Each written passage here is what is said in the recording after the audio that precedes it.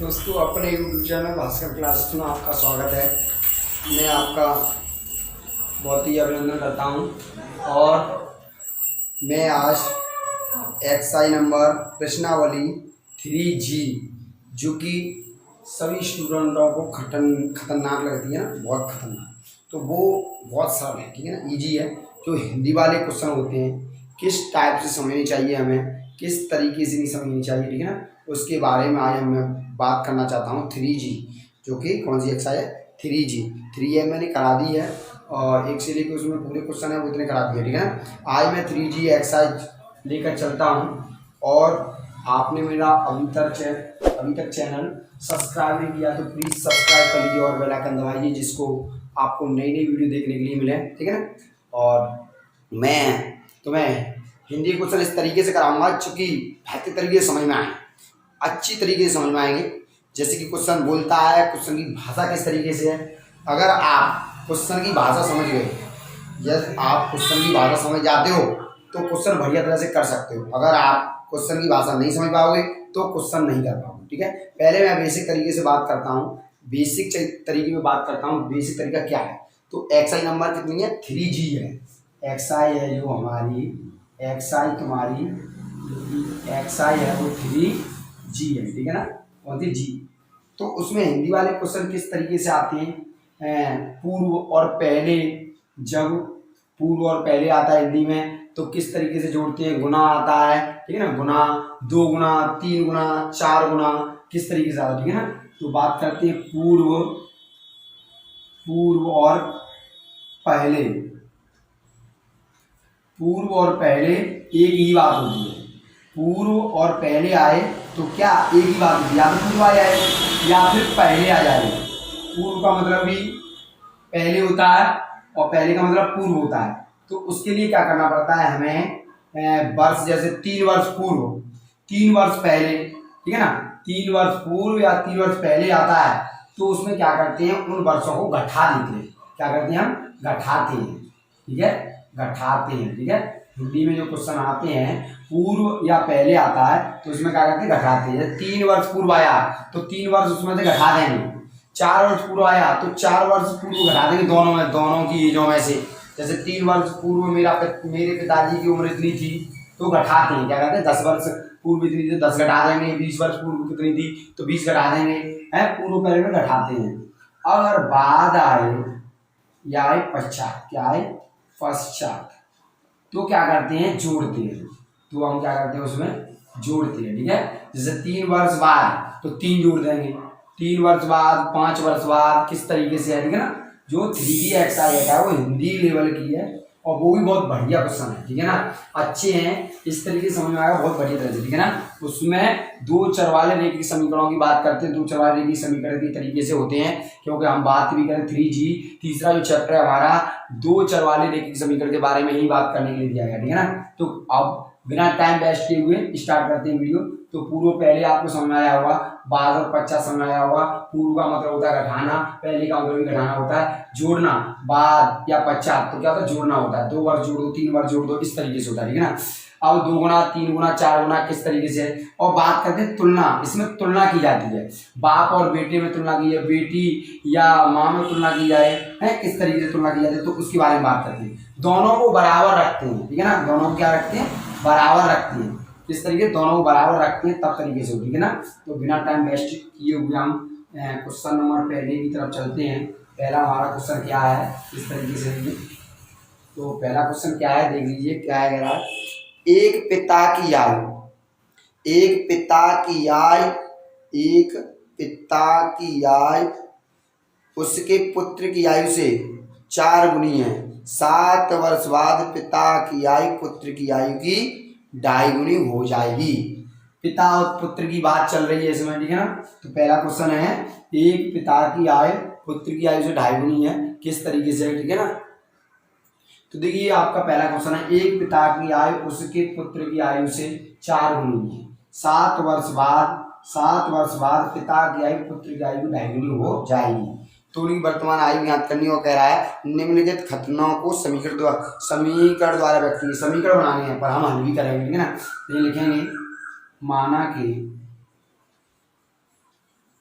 पिता की आयु x, पुत्र की आयु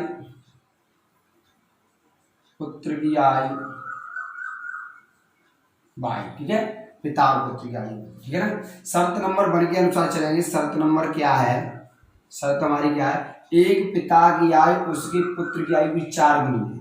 तो यहाँ रख लेंगे x बराबर y। समझो, एक पिता की आयु, एक पिता की ना सॉरी की है, एक पिता की आयु उसके पुत्र की आयु से 4 गुनी है। पिता से पुत्र की आयु से 4 गुनी है। पिता की 4 गुनी है, देखो एक पिता की आयु उसके पुत्र की आयु से 4 गुनी है। पिता ये हमारा, ये 4 गुना पहले से ही, तो इसे नहीं करेंगे 4 गुना, पुत्र को करेंगे तब बराबर होगी। बराबर का सिंबल लग रहा है, ये तो 4 गुना है ही पहले से। पिता की उम्र 4 गुनी है पिता से, वो पुत्र से, तो ये 4 गुना है, तो हमेशा इसको 4 गुना करते, छोटी वाली को पीटी, तो 4 गुना। तो यह हो जाएगा तुम्हारा x माइनस की 4y बराबर 0, समीकरण नंबर 1। ठीक है। शर्त नंबर 2 के अनुसार देखते हैं। शर्त नंबर 2 हमारी क्या है, ठीक है ना, ये शर्त आपकी पहली होगी। यहाँ तक दूसरी शर्त में कह रहा है कि 7 वर्ष बाद पिता की आयु पुत्र की आयु भी 2.5 हो जाएगी, तो x बराबर y रख लेंगे। ठीक है ना। 7 वर्ष बाद, अभी मैंने बोला था पहले आए या बाद आए, पहले आए या बाद आए, बाद आए तो जुड़ता है, पहले आता तो घटता है। तो यहाँ पर हम 7 वर्ष यहाँ लगा लेंगे और 7 वर्ष इसमें, मतलब बेटा भी बढ़ेगा और पिता भी बढ़ता जाएगा। ठीक है ना।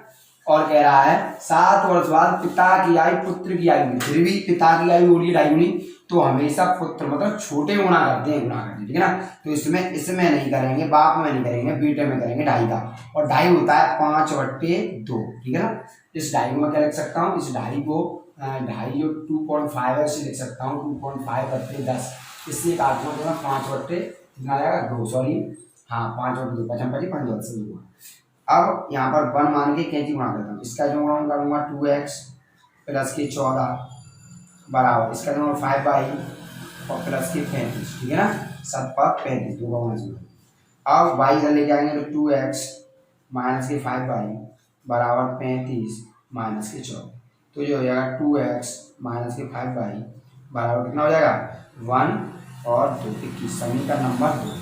तो उस क्वेश्चन में ये कह रहा है कि समीकरण बनाइए, तो आपका क्वेश्चन यहाँ तक हो गया, समीकरण बनाइए पूरा हल हो। ठीक है ना। किस तरीके से हल हुआ है वो देख सकते हो आप। ठीक है ना। ये आपका इसका जो गुणा किया 2x, इसका जो 14 बराबर, इसका जो 5y, इसका 35, ये 5y इधर आएंगे तो माइनस के जाएंगे, 14 पर आएंगे तो माइनस के जाएंगे, तो 2x माइनस के 5y बराबर 21, समीकरण। नमस्ते। तो आपका ये आधा क्वेश्चन हो गया। अब देखते हैं। ठीक है ना। तो किस तरीके से, तो मैंने ये मतलब इसमें ये कह रहा है कि समीकरण बनाइए। अब क्वेश्चन को हल करते हैं। जैसे सपोज मुझे पुत्र और पिता की आयु चाहिए तो निकाल सकते हैं। ठीक है ना। तो ये हमारा x प्लस 4y और यहाँ पर तुम्हारा 2 माइनस के 5y और 21 है। ठीक है ना। तो इसे हल करने के लिए मुझे इस समीकरण में 2 का गुणा करना पड़ेगा। ठीक है। इस समीकरण कितने गुणा करना पड़ेगा 2 का, तो बिल्कुल इजी हल करूंगा। मैं लिख सकता हूँ 2x प्लस के 8y, सॉरी माइनस के 8y और बराबर 0, समीकरण नंबर 1 है। और यहाँ पर 2x और माइनस के 5y बराबर 21। ठीक है ना। ये है इस तरीके से। तो यहाँ पर घटाने पर होगा कि कुछ चिन्ह बदलने पड़ेंगे, घटाने पर ठीक है चिन्ह बदलने पड़ेंगे, माइनस प्लस ये इससे कट जाएगा। ठीक है ना। ये इसमें से कट जाएगा तो माइनस के 3y और यहाँ भी माइनस और बराबर माइनस के 21, 3 से कट जाएंगे तो y बराबर कितना आ जाएगा तुम्हारा 7। कितना आ गया y बराबर आ गया तुम्हारा 7। y का मान समीकरण 1 में रखेंगे। एक हमारा क्या है ये x बराबर 4y, तो जो हो जाएगा तुम्हारा 4 गुणा 7, इसका मतलब x बराबर कितना हो जाएगा 28। ठीक है। x बराबर कितना 28 में लिखेंगे पुत्र की आयु 7 वर्ष। ठीक है। और पिता की आयु कितनी होगी 28 वर्ष। ठीक है ना।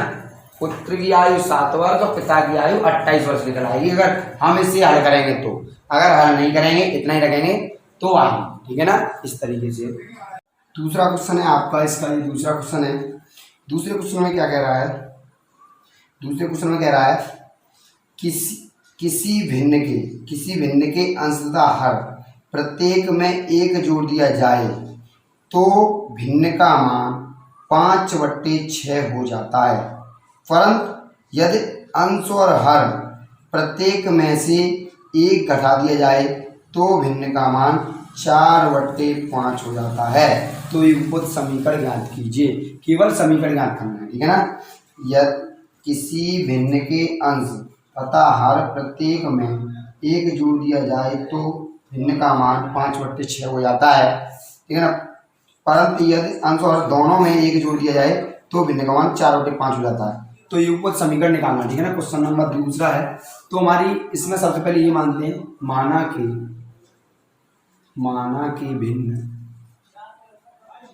कि भिन्न अंश बट्टे है, क्या होती है, अंश बट्टे है, ठीक है ना, अंश बट्टे है। तो ये नहीं कहेंगे माना कि भिन्न का अंश बराबर x और हर कितना हुआ भाई, हर क्या मान लिया है, y मान लिया, ठीक है ना। अंश मेरा कितना हुआ, अंश तुम्हारा x है, हर तुम्हारा y मान लिया, ठीक है। शर्त नंबर 1 के अनुसार, शर्त नंबर 1 क्या है, शर्त नंबर 1 है किसी भिन्न के अंश और दोनों में, तो भिन्न ही होती है x/y, ये भिन्न भी x/y, यहाँ पर भी तो एक जोड़ दिया जाए, एक इसमें भी जोड़ दिया और एक इसमें भी दिया, अंश में भी जोड़ दो और हर में भी जोड़ दिया, एक अंश और हर दोनों में एक जोड़ दिया जाए तो भिन्न का मान 4/5 हो जाता है, 4/5 हो जाता है।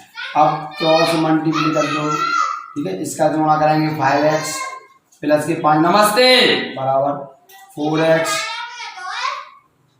4y प्लस के 4, ठीक है, 75 कर देंगे तो 5x माइनस के 4y बराबर 4 माइनस के 5, तो 5x माइनस के 4y बराबर माइनस कर देंगे, समीकरण नंबर 2, ठीक है ना। ये तुम्हारा एक तो समीकरण 1 बना, ठीक है, एक को समीकरण बना। दूसरा देख लीजिए इधर साइड, दूसरे में कह रहा है यदि अंश और दोनों में एक घटा दिया है, शर्त नंबर 2 के अनुसार है x/y, दोनों में एक घटा दिया है, प्रत्येक में x में भी 1 जोड़ दिया, y में भी 1 को घटा दिया, दोनों में घटा दिया है तो भिन्न का मान 4/ कितना हो जाता है, लॉस हो। तो माना कि ये दिया हुआ है, ठीक है ना, माना भिन्न का अंश x और हर y, फिर क्या है इसके नीचे ये दिया हुआ है यदि अंश और हर, शर्त नंबर 1 के अनुसार दिया हुआ है यदि अंश और हर दोनों में एक जोड़ है, अंश बट्टे हर, यहाँ पर ही 1 जोड़ दो, यहाँ पर ही 1 जोड़ दीजिए जाए तो भिन्न का मान 5/6 हो जाता है, कितना होता है 5/6। तो इसमें क्रॉस मल्टीप्लाई ऐसे कर देंगे, इसका गुणा करेंगे 6x, इसका गुणा करेंगे प्लस के 6 बराबर, इसका गुणा करेंगे 5y, इसका गुणा करेंगे बराबर प्लस के 5, ठीक है ना। अब 95 करेंगे तो 6x माइनस के 5y बराबर 5 माइनस के 6, इसका मतलब 6x माइनस के 5y बराबर माइनस के 1, समीकरण नंबर 6। तो इस तरीके से ही दे रहा है, ठीक है ना। तो ये आपका पहला समीकरण बना, ठीक है ना। अब सेकंड समीकरण में क्या कह रहा है, सेकंड में कह रहा है यदि प्रत्येक में से एक घटा दिया जाए, अंश में से भी घटा दो और हर में से भी घटा दो तो तुम्हारा 4/5 हो जाता है, पहले ही गड़बड़ हो गया था, इसका ही ठीक है ना, कैंची गुणा कर देंगे, इसका गुणा करेंगे तो 5x माइनस के 5 बराबर 4, सॉरी इसका गुणा करेंगे 5x, इसका गुणा 5, इसका गुणा करेंगे 4y और 1 का 4 करेंगे तो माइनस के 4, ठीक है ना। इसको 75 करेंगे तो 5x माइनस के 4y बराबर माइनस के 4 पढ़ना जाएगा तो प्लस के 5 हो जाएगा, तो जाएगा 5x माइनस के 4y बराबर माइनस का वो प्लस का 1, समीकरण नंबर 2। तो ये दोनों समीकरण ही पूछ रहा है, बस केवल क्या समीकरण बनाएंगे, तो ये भी बन गया और ये भी बन गया, तो केवल समीकरण ही बनाने हैं, ठीक है ना। इसमें यहाँ तक आपके समीकरण बन गए, तो ये पूछ रहा है तो ऐसा बता रहे हैं। देखिए आपका तीसरा क्वेश्चन है, किस तरीके से तीसरा क्वेश्चन, दो संख्याओं का योग 64 दिया हुआ है, दो संख्याओं का योग 64 है, यदि उनमें से एक संख्या दूसरी संख्या की 3 गुनी हो तो संख्या ज्ञात कीजिए। बहुत सिंपल है, जो क्वेश्चन नंबर जो 3 दिया हुआ है बहुत बढ़िया, ठीक है ना। तो इसमें ही मानेंगे, माना कि पहली संख्या x, ठीक है ना, माना कि पहली संख्या x, दूसरी संख्या y, पहली संख्या x होगी, दूसरी कितनी होगी हमारी y, माना कि पहली संख्या x दूसरी y, ठीक है। तब ठीक है, शर्त के अनुसार, शर्त हमारी क्या है, शर्त में क्या कह रहा है, दो संख्याओं का योग 64 है, दो संख्याओं का योग कितना है 64, ठीक है 64 है। तो यहाँ लिख सकते हैं x प्लस के y बराबर 64, समीकरण नंबर पहला तो नहीं बन गया, ठीक है नहीं। शर्त नंबर 2 के अनुसार क्या कह रहा है, ये पहली हो गई, ये दूसरी है। दूसरी शर्त में क्या कह रहा है, यदि इनमें से एक संख्या दूसरी की 3 गुनी हो, x बराबर y, जी वाई या की 3 गुनी का मतलब 3 को बढ़ा जाना, तो x बराबर 3y, इसे चलना है तो x माइनस के 3y बराबर 0, समीकरण नंबर, ठीक है ना। तो ये आपकी अब संख्या पूछ रहा है तो कर लीजिए, ठीक है। लिखेंगे समीकरण 1 व 2 से, ठीक है ना, 1 व 2 से x प्लस वाई बराबर 64 और x माइनस के 3y बराबर 0, ठीक है ना। माइनस प्लस माइनस, इससे ये चिन्ह बदल गया घटाने पर, ठीक है ना, क्या घटाने पर, तो ये कितना हो जाएगा तुम्हारा 4y, कितना हो गया 4y बराबर 64। यहाँ पर लिख सकते हैं 4y बराबर 64, 4y बराबर 64, तो y बराबर हो जाएगा 64/4, इससे घट जाएगा तो y बराबर कितना होगा 16 जब 64 होता है, ठीक है ना, y बराबर 64 होगा, तो y बराबर 16। पहली संख्या कितनी आ गई 9, दूसरी ये। अब लिखेंगे y का मान समीकरण 1 में रखने पर, ठीक है, ये क्या है x प्लस वाई बराबर 64, तो यहाँ पर x प्लस के 16 बराबर 64, तो x बराबर 16 माइनस के 64, तो x बराबर हो जाएगा तुम्हारा 14, 14 में 6 तो 8 बचा, यहाँ पर तुम्हारे 5 5 48, कितना हो गया 48। तो ये लिखेंगे पहली संख्या 48 और दूसरी संख्या कितनी हो जाएगी तुम्हारी 16, ठीक है। तो लिखेंगे 48,16, यह आपका तीसरा क्वेश्चन क्लियर हुआ। माना के भिन्न का अंश, मतलब माना के भिन्न अंश क्या है, माना के भिन्न का अंश x, कितना हो गया x, और हर मान लिया मैंने y, हर कितना मान लिया मैंने y मान, ठीक है ना। तो ये देखेंगे शर्त नंबर 1 के अनुसार, शर्त नंबर 1 क्या है मेरी, यदि भिन्न के अंश, तो x/y धर लेते हैं भिन्न का, यदि भिन्न के अंश में 1 जोड़ दिया जाए और हर में 1 घटा दिया जाए तो भिन्न का मान 1 हो जाता है। यानी मान कैंची गुणा कर दीजिए, इसका गुणा करेंगे x प्लस के 1 बराबर y माइनस के 1, इसे इधर ले जाएंगे तो x माइनस के y बराबर माइनस के 1 चला जाएगा माइनस के 1, तो x माइनस के y बराबर माइनस के 2, समीकरण नंबर हो गया, ठीक है। समीकरण नंबर 1 हो गया। अब दूसरा समीकरण क्या कहता है, शर्त नंबर 2 के अनुसार x/y, ठीक है, यदि